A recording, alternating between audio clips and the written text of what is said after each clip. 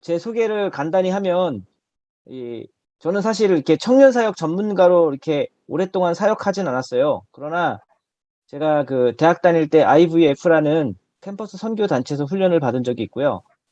그리고 4년 졸업 후에는 제가 이제 선교지에 바로 나가서 20대 때부터 저는 선교 현장에서 선교를 한 사람입니다. 그래서 그 사실 그 중국에 들어가서 소수민족 와족이라고 하는 소수민족 지역에서 교회 개척을 했고, 그곳에서 이제 이 전도를 해서 그 전도한 당시 19세였던 청년을 이제 목회자로 세우고, 이제 지금은 그 청년이 아들도 3명 있고 딸도 2명이나 있는 5명이나 낳고 잘 목회를 하고 있고요. 아, 그런 상황에서 제가 이제 하나님의 또 부르심을 받아서 그 이슬람 지역에 가게 돼요. 중국에서 소수민족 사역을 마치고 이슬람 지역에서 아, 선교를 하고 이제 영국 선교 단체와 조인이 돼갖고 사역을 하다가 이라크로 파송을 받았습니다. 이집트에서 아랍어도 공부하고 이라크로 파송받았다가 이제 전쟁이 났고 이제 결혼하러 잠깐 들어왔다가 아, 그 신혼에 이라크에 갈 수 없으니까 이제 영국에서 본부 사역을 좀 해라. 그래서 제가 그곳에서 이제 선교사 훈련 사역을 좀 했어요. 그리고 네트워크, 유럽 지역에 있는 다른 선교 단체들과 교회들과 협력하는 네트워크 사역을 했었습니다. 그러다가 제가 아, 다시 중국으로 들어가게 됐는데 이번에는 중국의 전혀 다른 지역인 아, 그 하남성이라고 하는 중원이라고 부르죠. 무협지에 보면 그곳에 들어가서 이제 중국 교회 사역을 하게 됐습니다. 거기서 교회 사역을 하는데 거기는 사실 교회들이 많고 굉장히 많이 부흥한 지역이었어요. 그래서 그곳에서는 어떤 전도를 하고 양육을 하는 개념보다는 이미 준비된 성도들에게 선교적 비전을 심어주고 그들과 함께 이제 선교사로 또 선교하는 교회로 살아갈 수 있도록 하는 선교 동원 그리고 선교 훈련을 본격적으로 하게 됩니다. 그래서 하남성에서 이제 그런 일들을 해나가는데 이제 선교 훈련을 시키고 또 하다 보니까 실제로는 이제 젊은 청년들하고 많이 이렇게 생활하고 훈련하는 일을 하게 됐던 것 같아요. 그러다가 그 훈련원을 이제 하남성은 타문화 지역이 아니기 때문에 중국인들의 입장에서 보기엔 제가 사역을 했었던 운남성으로 옮기게 됐고 또 확장되어서 운남성에 있던 선교 훈련원이 이제 캄보디아로 오게 됐습니다. 그러다가 캄보디아에서 이제 중국 대사관에 발각되어서 그것을 또 말레이시아로 옮겼고 그래서 저는 사실 15년 이상을 계속 중국 지체들을 선교사로 훈련시키는 그 일을 했고 또 실제로 동원하고 훈련시킬 뿐만 아니라 파송도 해서 또 중국 사람들에 의한 선교 단체를 또 만든 일을 도왔고 그러는 과정에서 해외에 있는 화교 네트워크도 동원하고 섬기는 일을 해왔습니다. 그러다가 이제 미국에서 시작하는 콜트올 무브먼트에 조인하게 되었고 그 결과 현재 있는 곳으로 오게 되었습니다. 그러면서 제가 느낀 것은 지금 선교가 굉장히 중요한 역사적 변곡점을 맞고 있는데 그 상황 가운데 굉장히 중요한 발견 하나가 이제는 그 통합에 아까 우리 김요셉 선교사님께서 세대와 세대가 단절되고 이것과 저것이 단절되는 단절이 굉장히 무서운 거라고 얘기하셨는데 교육 현장에서도 마찬가지고요. 부모와 학교가 분리되고 그런 것처럼 사실은 이 분리라는 것, 분열 이거를 이제 우리가 통합해내고 연합하고 협업하고 힘을 모아서 그리스도의 머리를 하는 그리스도를 머리로 하는 그 한 몸 지체됨의 그 교회의 놀라운 신비를 우리가 이제 회복해야 되는 그 당위성을 굉장히 많이 보게 돼요. 아, 그런 하나님 나라의 이 확장과 영광을 위해서 저희가 선교에 참여할 때 이제는 독고다이로 혼자서는 할 수 없고 굉장히 중요한 그 네트워크 그리고 협력 그냥 단순히 아는 것을 넘어서 실제로 바울이 얘기했던 것처럼 바울이 그 교회들이 어려움에 처했을 때 서로 연보를 통해서 물질이 오고 갔잖아요. 그런 것처럼 사실은 교회들이 협력하고 선교사님들이 협력해서 실질적 열매를 도출해낼 수 있는 그 시대적 요청이 있는 상황에 봉착하게 되었습니다. 이런 것들을 보면서 참 중요한 변곡점인데 이 엄청난 과업을 앞두고 제가 이 과업을 감당해야 되는 이 젊은 세대가 뿌리부터 흔들리고 있다는 사실을 보게 됐어요. 그래서 이것은 한국에만 국한되는 상황이 아니라 미국 교회 아까 얘기하셨는데 마찬가지고 또 중국도 제가 섬기던 중국도 마찬가지입니다. 그래서 실제로 어떻게 보면 지금은 모든 지역에 이미 나라에는 대부분 기독교 신자들이 존재하고 있고 수가 적더라도 있습니다. 이제 그들을 묶어서 계속해서 복음이 확장되도록 해 나가야 되는 이 시점에서 어떻게 보면 선교를 할 수 있는 그 주력 부대가 있어요. 주력 부대. 그게 이제 결국 미국, 한국, 뭐 부상하고 있는 뭐 인도, 중국 등 이런 나라들의 굉장히 기대를 많이 하고 있는데 이 뿌리가 지금 송두리째 흔들리고 있다는 거죠. 그래서 지금 어르신들께서 그 이전 세대 선교사님들과 또 교회가 굉장히 많은 그 책임을 감당해 왔고 시대적 어려움 앞에서도 꿋꿋하게 믿음을 지켰다고 저는 생각합니다. 그리고 그 나름대로 주어진 상황 속에서 굉장히 많은 선교들을 해왔어요. 그리고 그것을 하나님께서 굉장히 기쁘시게 여기고 아름답게 축복해 주실 거라고 저는 믿습니다. 근데 그 유산들이 이 새로운 시대 앞에 도전돼서 새롭게 변형되면서 이제 여호수아와 갈렙의 시대에서 이제는 모세의 시대가 저물고 이제는 여호수아와 갈렙의 시대에 넘어가야 되는 거죠. 근데 이 역사적 요단강을 건너야 되는 이 시점에 지금 이 여호수아가 보이지 않는 거죠. 이건 어떻게 해야 될까? 굉장히 깊은 고민에 빠지게 됐습니다. 결론부터 말씀드리면 사실은 PPT에 없는 게 진짜 내용인데 저의 비전은 세 가지로 요약될 수 있어요. 그래서 첫 번째는 이 엄청난 하나님 나라의 과업을 물려받을 수 있는 사람들이 필요한데 주변을 돌아보면 젊은 세대들이 정말 하나님을 멀리하고 있습니다. 예수님 몰라요.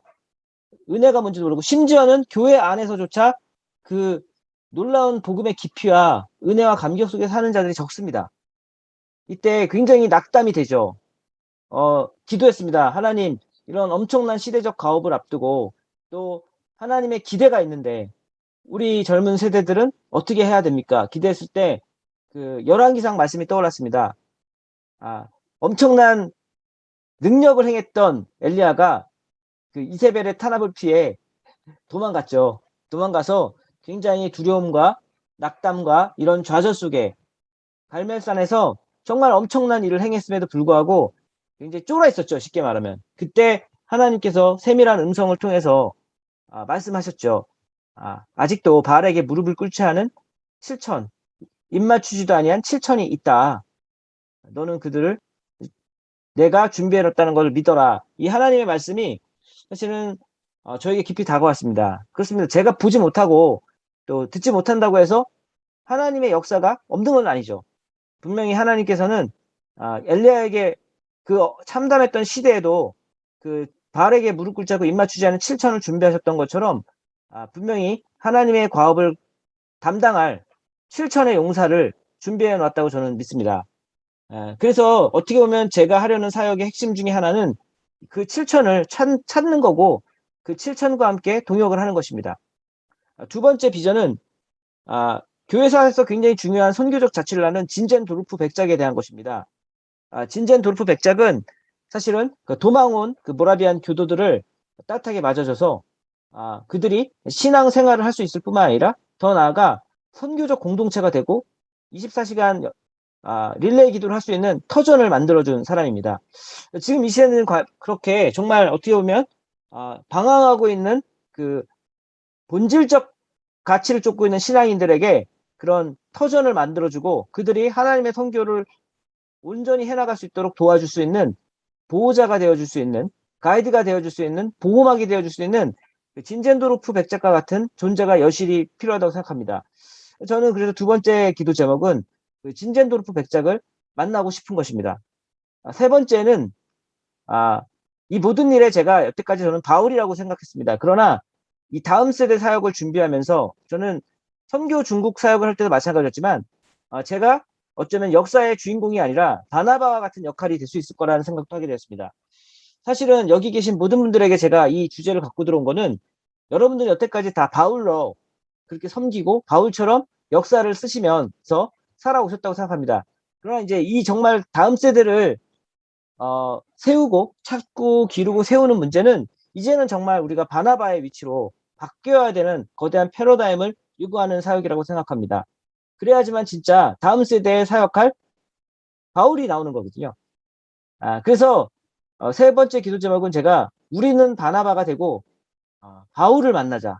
그래서 그 바울에게 무릎 꿇지 않은 7천 중에는 반드시 다음 시대에 정말 이 기독교와 교회의 미래를 책임지고 정말 참된 제자로서, 참된 선교사로서, 참된 교회 개척자로서, 참된 세상의 빛과 소금의 역할을 감당할 수 있는 온전한 리더십으로 바울이 있을 거라는 생각을 하겠습니다. 그래서 세 번째 기도 제목은 바나바 되기, 바울 찾기 기도 제목입니다. 그러면 이러한 세 가지 기도 제목의 축선 속에서 제가 발제를 해보도록 하겠습니다.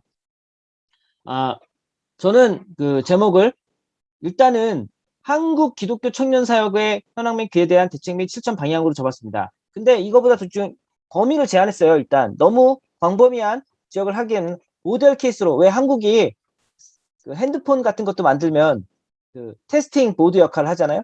테스팅 할 수 있는 그런 것처럼 한국이 지금 어떻게 보면 선교적인 면에 있어서 굉장히 중요한 그 역동성을 갖고 있는 국가라고 생각합니다. 그런 차원에서 이스라엘과도 매우 흡사한 면이 있고 디아스포라가 많이 돼 있고요.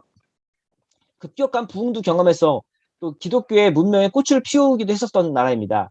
그런 반면에 또 여전히 샤머니즘적이고 매우 선교지적인 복음을 받아들이지 않은 세계관이 지배적으로 작동하고 있는 나라이기도 해요. 그래서 선교하는 곳과 선교 받아야 되는 곳의 특징을 모두 갖고 있는 그러한 매우 중간적인 그러한 위치입니다. 그래서 한국이라는 곳을 굉장히 주목을 했고 또 제가 한국인이기도 하고요. 또 그 청년 사역은 다음에도 얘기했지만 다음 세대를 어떻게 정의할까 할 때 좀 정의보다는 제한을 할 필요가 있다고 생각했어요.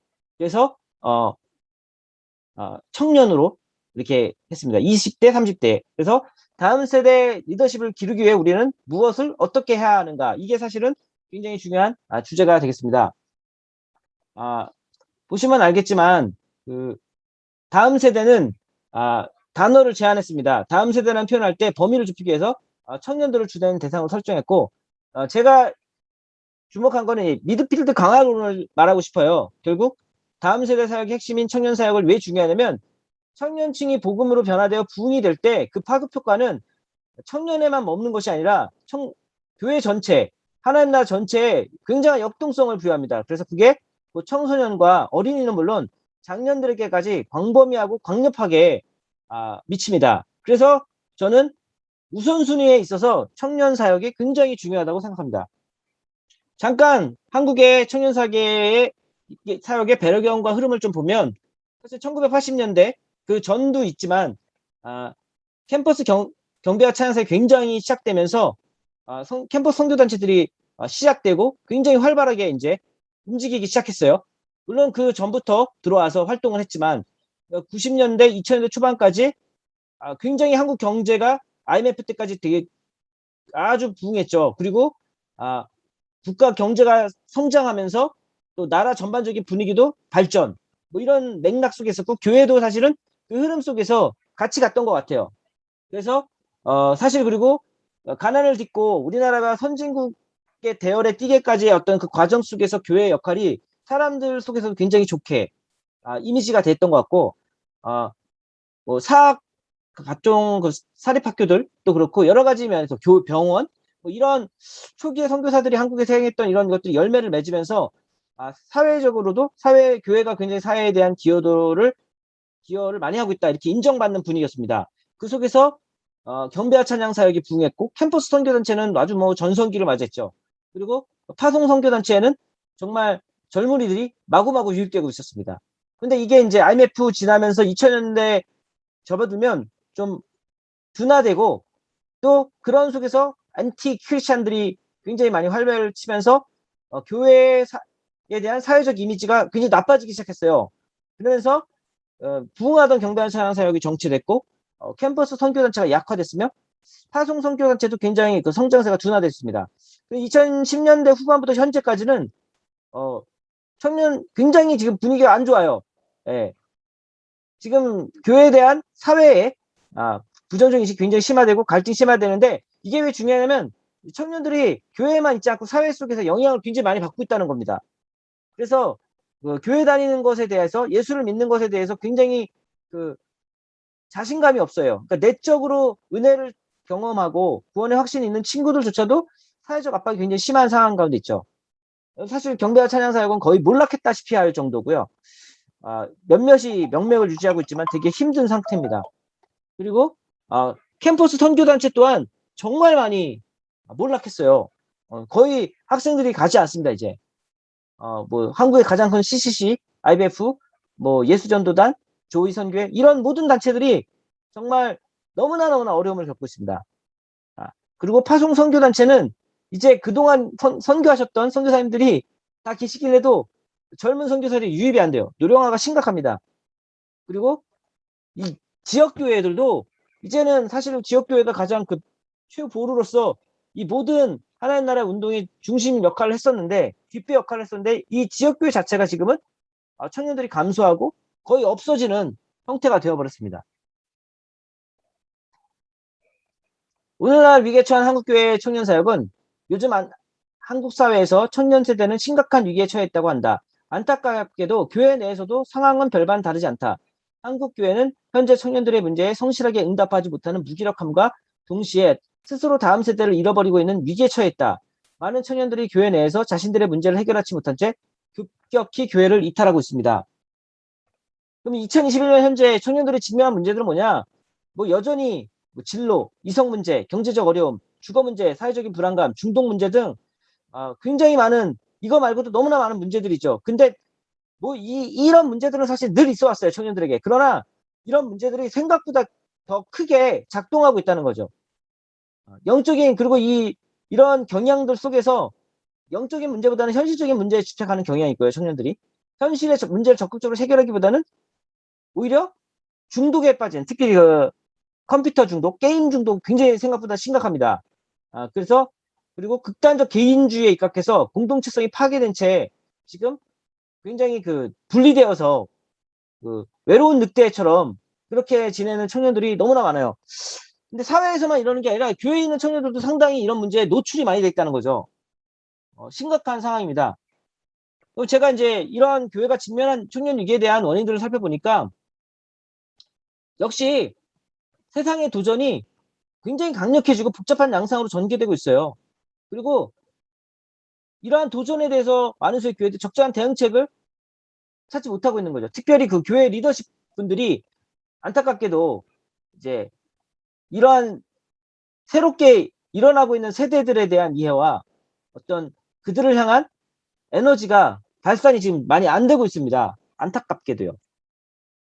그러면 뭐 오늘날 세상의 도전들이 강력히 복잡하게 다가오는 이유는 뭐 우리는 전통적으로 여전히 인간의 전적 탈에 가져온 죄형이 막강하다는 걸 확인하게 되고요. 또 하나는 신학과 인문학이 위기다. 저는 이걸 찾고 싶어요. 2번이 굉장히 중요한 부분인데 청년들에게 기독교와 교회가 현실의 문제에 답을 주지 못하고 있다는 인상을 굉장히 많이 주고 있습니다. 그 인상은 사실은 신학과 인문학의 위기죠. 그리고 어떻게 보면 신학교와 일부 목회자들에게 고립된 채 전달되고 있고 전체적인 청년들의 인문학적 소양이 굉장히 많이 떨어져 있습니다. 지적으로 많이 또 쫓아가지 못해요. 그럼 전 주지주의자냐? 그건 아닌데 생각하고 사유하고 세상을 바라보는 통찰과 안목이 굉장히 많이 떨어지고 있습니다. 이게 왜 중요하냐면 청년들 본인들이 가지는 죄의 영향력이 막강해요. 일단 욕망, 탐심, 쾌락 추구, 두려움 등 인간 본연의 원주에서 기인한 그 많은 것들이 작동을 하고 있죠. 교만. 근데 이걸 더 구체적하는 게 세상의 풍조들이 이제 더욱더 정밀해지고 아주 많이 정교하게 이 사람들에게 영향을 주고 있어요. 청년들에게. 배타적 민족주의가 극성하고 있고 또 심지어는 국가주의, 국뽕이라고 하죠. 국가주의, 또 공산주의, 사회주의, 또 진화론, 물질주의, 다원주의, 상대주의, 소비주의, 상업주의, 해체주의, 뉴에이지, 자연주의, 계몽주의, 자유주의, 인종주의, 개인주의, 쾌락주의. 제가 여기에 엄청나게 많은 주의들을 붙였지만 사실은 모든 주의의 공통점은 뭐냐면 하나님 없어도 잘 살 수 있다는 겁니다. 핵심은. 하나님의 성경적 하나님을 부정하고 잘 살 수 있다라는 모든 인간이 만들어 놓은 이데올로기와 이론에 푹 빠져 있습니다. 지금 이 상태가 굉장히 심화되고 있는 거죠. 그러면 사실은 우리는 여기에 대응하기 위해서 사실은 하나님이 성경을 주셨고 우리가 그 성경을 통해서 정말 신학과 또 신학은 뭡니까? 하나님에 대한 이해잖아요. 결국 창조주 하나님과 구속주 하나님, 우리를 임마누엘 하나님을 생각하면서 우리는 그 하나님이 만들어 놓으신 작품 뭡니까? 세상이죠. 이 세상에 대한 이해를 폭넓게 강구해야 되는데 칼뱅이 기독교 강론 서면에서 얘기했던 것처럼 이중신지식론, 결국 우리는 특별 은총과 일반 은총을 다 알아야 되는 겁니다. 그런 상황에서 사실 종교개혁 당시에 그 카톨릭 교회가 범했던 오류가 어떤 지금 르네상스로 비롯된 여러 가지 그 세상의 변화의 흐름 속에서 당시 지배신학과 전통적인 교회론, 자신들의 아집을 고집했던 거거든요. 사람들이 르네상스를 통해서 새로운 어떤 세계에 대한 이해를 하게 되고 세상에 대한 이해를 하면서 교회의 어떤 성경 해석과 교리와 전통이 잘못됐다는 걸 알게 됐죠.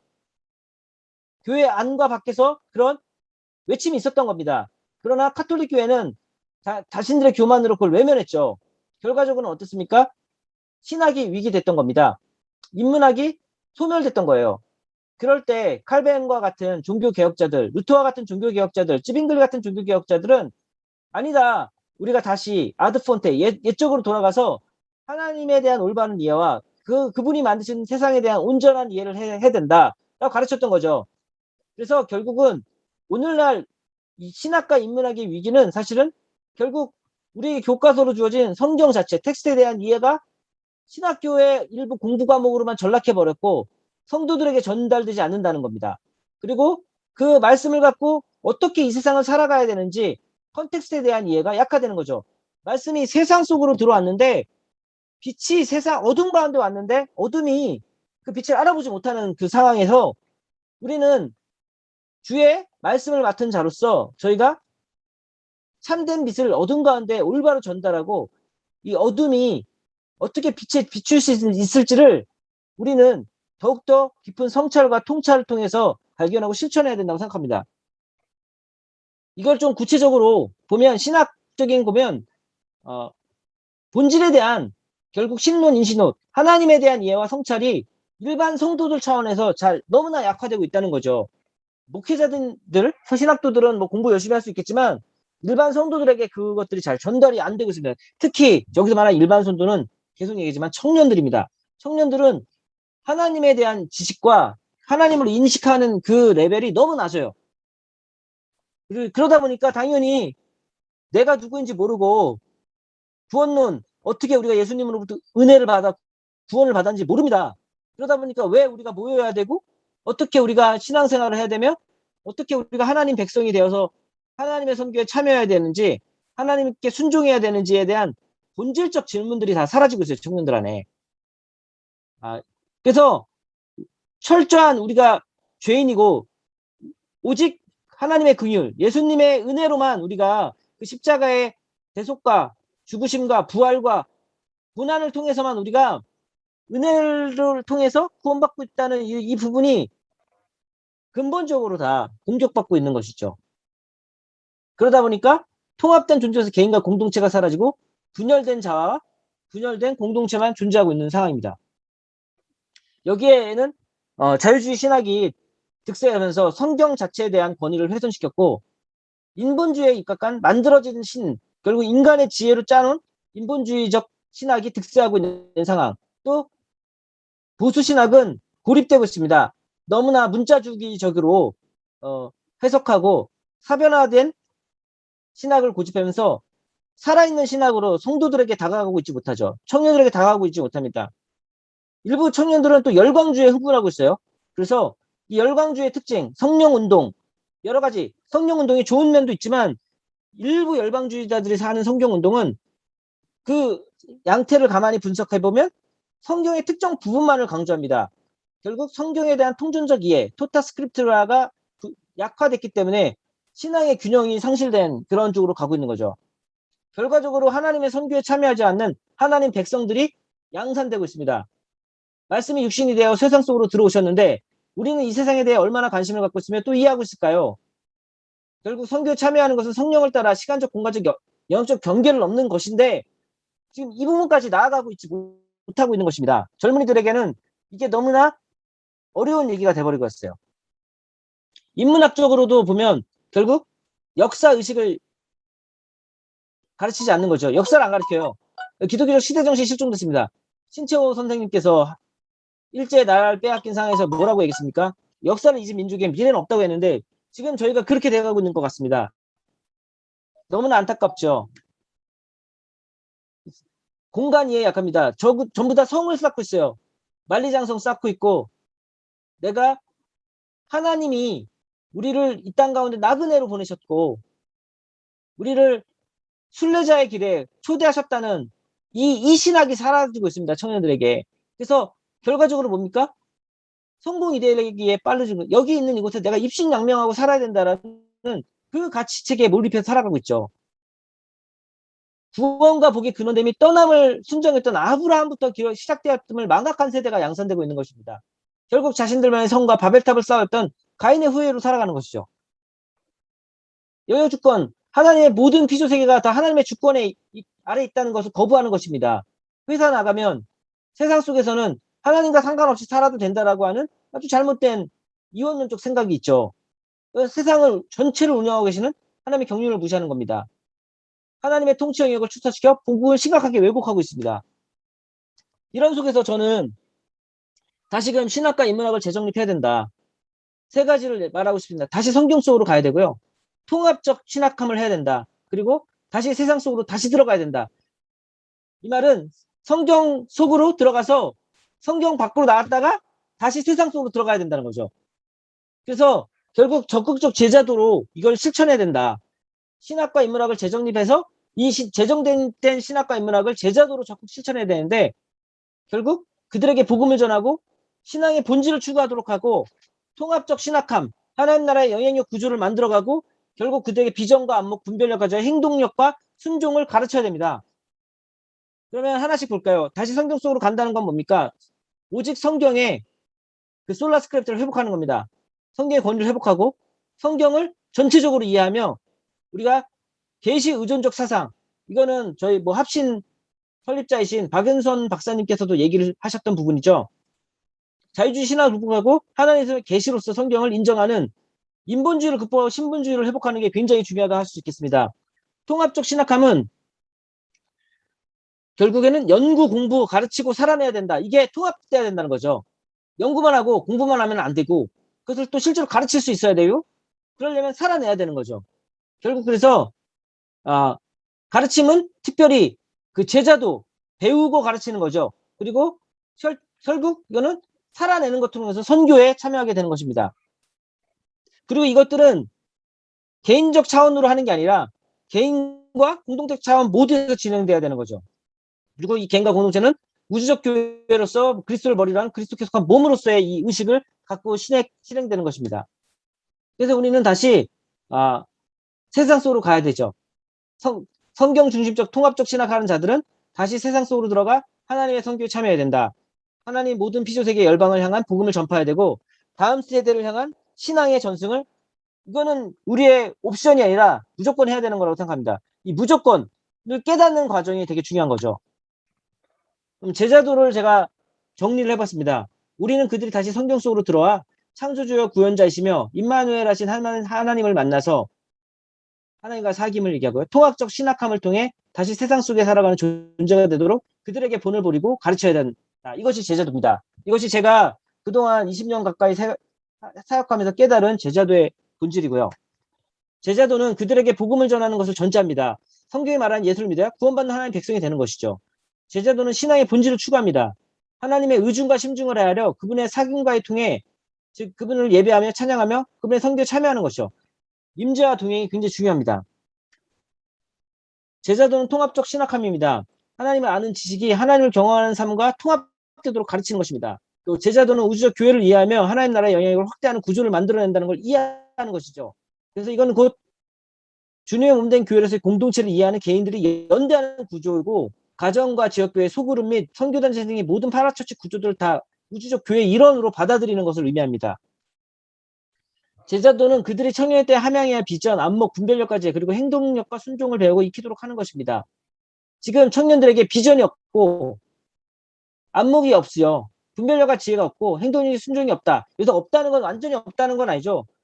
거의 제로에 가까울 만큼 결핍이 심각하다는 것을 의미합니다. 그래서 우리는 이들에게 비전, 안목, 분별력과 지혜를 가르쳐야 되고 행동력과 순종을 가르쳐야 됩니다. 분별력은 여기서 되게 중요합니다. 너희는 이 세대를 본받지 말고 오직 마음을 새롭게 함으로 변화를 받아 하나님의 기뻐하시고 선하시고 온전한 뜻이 무엇인지 분별하도록 하라. 복음을 깨달은 성도들에게 바울이 얘기하죠. 로마서 12장 2절에서 얘기합니다. 이 세대를 따라가지 않고 하나님의 선하시고 기뻐하시고 온전하신 뜻을 분별할 수 있는 변별력이 청년들에게 너무나 중요한 시기가 됩니다. 그래서 결국 제자들은 일상적인 삶으로 드러나게 됩니다. 하나님이 부르신 곳, 그곳을 찾아가서 그곳을 사명자로 살아가는 것이죠. 가정생활, 신앙생활, 직업과 사역, 사회적 관계, 개인의 여가생활 모든 것들이 균형 있게 가는 것입니다. 이러한 세상의 도전에 대해서 우리는 답을 찾았는데 이걸 어떻게 그러면 실제로 해야 되는가? 그죠? 청년들은 다음 세대를 이끌어갈 리더십을 양육하고 세워서 다음 세대에도 하나님의 백성들이 교회가 그리스도께서 다시 오실 때까지 세상의 도전에 대해 믿음의 선한 싸움을 싸울 수 있도록 해야 합니다. 그래서 우리는 청년들을 기독교 리더십으로 양육하기 위해 어떻게 해야 됩니까? 청년 제자 훈련을 강화해야 합니다. 그 청년 제자 훈련을 강화해야 된다는 말은 청년 제자 훈련의 내용이 풍성해져야 된다는 얘기고 청년 제자 훈련의 형태가 혁신돼야 된다는 걸 의미합니다. 그리고 청년 제자 훈련에 투자해야 됩니다. 청년 제자 훈련을 강화해야 된다. 아까도 했지만 청년들은 본인들이 가지고 있는 욕망, 탐심, 중독, 쾌락 추구, 두려움 등 죄의 문제에 성경을 반대하는 온갖 풍조에 물들어 있습니다. 이를 극복하기 위해서 지금 말했지만 성경적 패러다임이 형성이 절실한데 앞에서 언급한 신학과 인문학을 통한 인식의 확장이 필요합니다. 살아있는 교육은 임마누엘 하나님과 누리는 영적 생활이 일상 속에 완전히 자리를 잡아야 하는 것을 말합니다. 즉 성령의 임재 속에서 성령과 동행하는 삶을 사는 일상으로 청년들의 일상이 재창조돼야 됩니다. 지금 살아가는 방식으로는 청년들이 도저히 살 수 없어요. 그래서 일시적이지만 제가 수도원을 연구해서 청년들을 수도원의 적은 삶으로 훈련시켜야 된다는 게 핵심 골자입니다. 이 위에도 나오겠지만 베네딕트 옵션이라는 책이 미국에서 한때 지금 최근에 나왔어요. 그 말은 정상적인 삶으로는 안 되기 때문에 중세 때 베네딕트 선교사가 수도사가 했던 것처럼 그렇게 집중적인 신앙 훈련을 하는 시간이 필요하다. 저는 수도사로 평생 청년들이 살아야 된다는 얘기를 하는 게 아닙니다. 지금 이 너무나 거대한 세상의 풍조 속에 맞서기 위해서는 우리가 그 청년 제자 훈련을 할 수 있는 형식과 내용이 다 필요한 게 돼버린 거예요. 실제로 신학과 인문학을 정말 가르쳐야 됩니다. 이 풍성한 은혜를 가르쳐야 되죠. 그리고 그 레벨은 가치관을 넘어서 세계관까지 바꿀 정도로 말, 행동을 넘어서 가치관과 세계관의 변화까지 이끌어낼 수 있어야 되죠. 그래서 결국 청년 제자 훈련 기관이 필요한 겁니다. 이제 이 시대의 요구를 맞출 수 있는 새로운 팀이 만들어져야 되는 거죠. 모델 케이스가 필요합니다. 기존의 선교단체나 어떤 캠퍼스 선교기관의 어떤 패러다임으로는 감당할 수 없는 지금 압박이 있는 거예요. 그리고 실제로 현상적으로 드러나고 있는 거죠. 그리고 그 일을 교회가 이제 교회된 우리가 힘써서 해야 된다고 생각합니다. 그들을 위해 투자해 줘야 돼요. 그래서 제자들을 찾아야 되고 후원자가 생겨야 되며 연대해서 기관이 세워져서 결국 이들을 통해서 다음 세대 바울이 나와야 되는 거죠. 그래서 제대로 삶으로 살아낼 수 있는 현장과 공동체가 필요합니다. 예. 그래서 그 기관이 만들어져야 되는 거죠. 예. 이 공동체는 수도원, 선교단체와 같은 파라처치적 교회와 지역교회의 특징을 모두 갖춘 혁신적 구조를 필요로 합니다. 그래서 청년들이 신앙적이고 영적인 면에서뿐만이 아니라 삶의 전체 영역에서 하나님 나라의 신앙을 가지고 살도록 적극적으로 도와야 됩니다. 예배, 기도, 말씀, 구제, 친교, 봉사 등의 교회 안의 영역뿐만이 아니라 청년들의 진로 및 구직, 이성교제, 가정생활 및 가족관계, 경제적인 문제, 진로 상담, 거주 문제 등 청년들이 교회 밖 세상 속에서 온전한 제자로 살아갈 수 있도록 삶의 전 영역에 대한 준비를 도와주어야 되는 거죠. 그래서 결국에는 청년들에 대한 어른들의 관심과 투자가 필요합니다. 그리고 제일 큰 관심과 투자는 어른들 자체가 일단 그 본이 되셔야 되고, 또 그 본을 통해서 청년들과 교류하시고 소통하셔야 됩니다. 그리고 제일 중요한 것 중에 하나가 결국 그래서 이 일로 한 재정적 지원을 해야 되죠. 교회 건축보다 중요합니다. 결론을 내시면 다시 처음에 했던 대로 돌아오겠습니다. 이 시대에 청년들이 처한 상황의 심각성을 인지하고 우리가 거기에 올바로 대처해야 되는데, 그러기 위해서는 어른들의 투자가 필요하죠. 그런데 어디에 투자해야 되냐? 어디에 집중해야 되냐? 바로 이 시스템을 만들어야 됩니다. 그 시스템이 바로 제가 말한 청년들을 온전한 주님의 제자로 살아갈 수 있도록 그들에게 예수님을 복음을 증거하고 그 복음이 의미하는 바를 잘 가르칠 수 있는 전문적인 기관이 필요합니다. 그래서 실제로 아까 처음에 얘기했듯이 아직도 바알에게 무릎 꿇지 않은 7천의 청년들을 찾아서 그들이 온전한 다음 세대 지도자가 될 수 있도록 우리는 그들에게 훈련과 모든 에너지를 쏟아 부어줘야 되고요. 그러려면 우리가 바나바가 되어서 그 바울들을 키워야 됩니다. 그리고 소개시켜줘야 되죠.